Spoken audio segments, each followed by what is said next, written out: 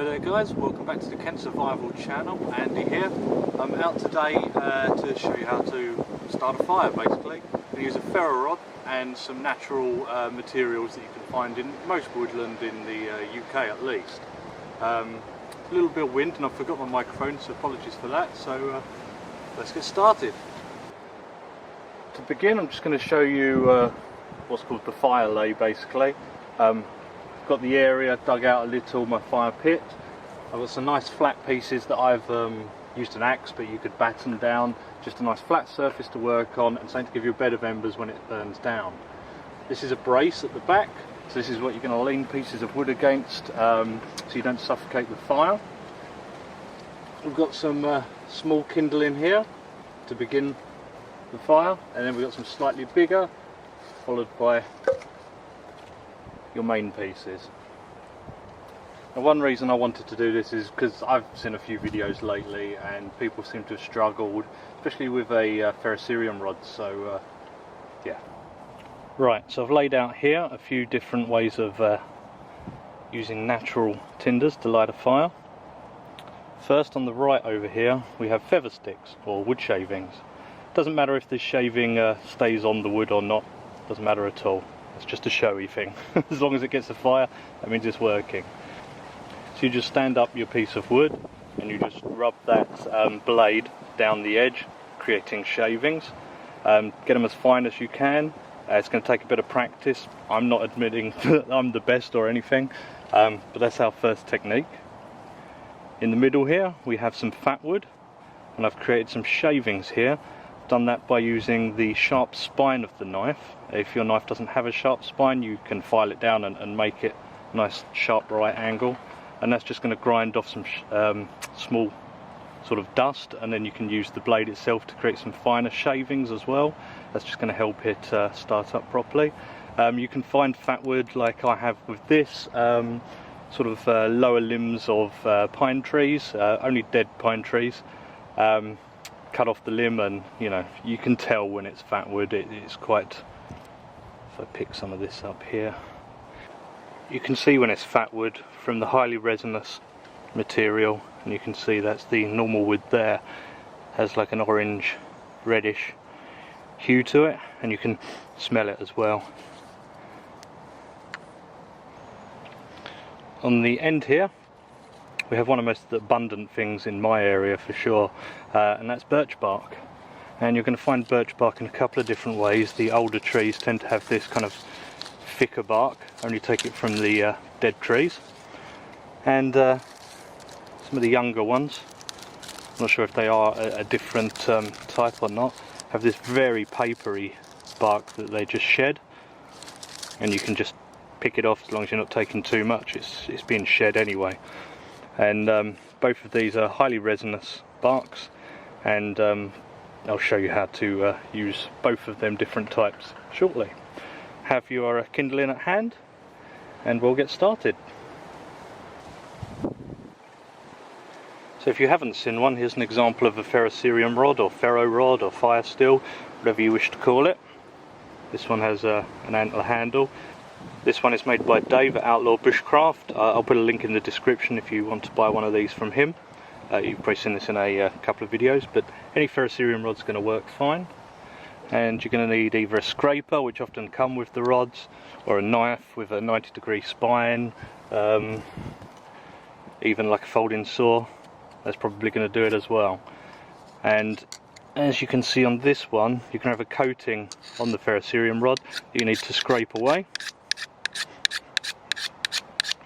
That exposes the rod. I'm going to start off with the fat wood shavings here. When making your tinder, make twice as much as you think you'll need, because you don't want to be starting all over again, so always make as much as you can. So I see lots of people just striking the rod from afar, trying to get a fire. So the distance between the rod and the material, that spark's going to be losing its heat, so that's not really a very good way of doing it. What I like to do is, you've made yourself a stable surface, is put your rod right in the material and then with a lot of control over your blade you're going to come down into that material. Now what you can do first is go down the rod slowly, and that's going to take off some of that material,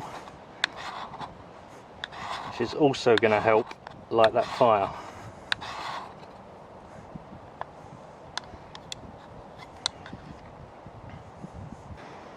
Then you want to come down on it nice, hard and fast and controlled. And there you go. Don't be afraid to take more than one strike, and you can get air into your tinder material there. Then you want to start adding on your kindling.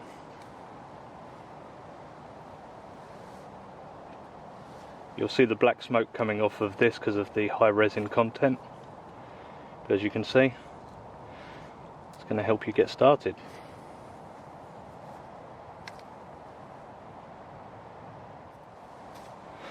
Next up here we have our feather sticks. So you can see we've got quite a lot of shavings there. Now I didn't have too much time, but when you do feather it, you often come up with quite a flat surface here, which is quite good for putting your ferrocerium rod on, right up to the feathers.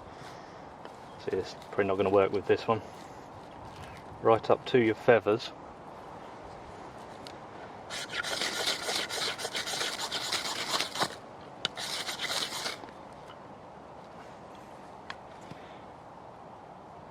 And there you go. And my other feather's fallen apart a bit here. As long as you've got a few of these, you're going to be able to get your fire going.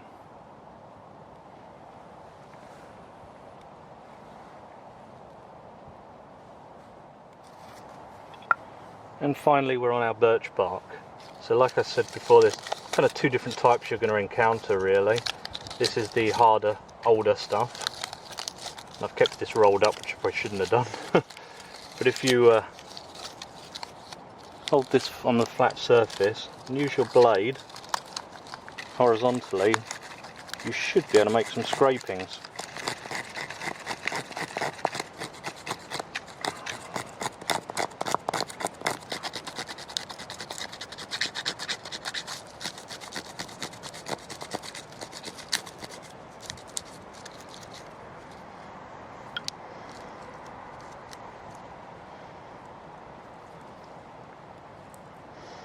Okay, so we've got a few shavings on this piece here.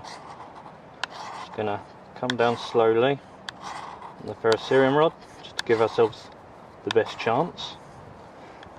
And then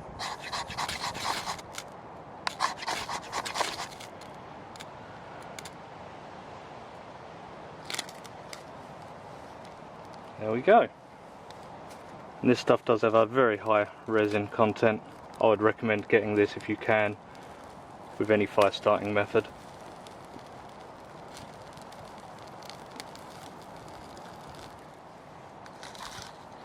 And finally we've got this very thin papery birch bark that you'll find. I find the best thing to do with this is just tear it apart and give it a good rub, and you'll see dust coming off of it. It breaks it into tiny pieces. Make a pile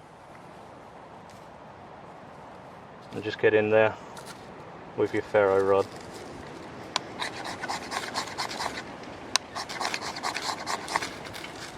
There you go. And that always lights very easily.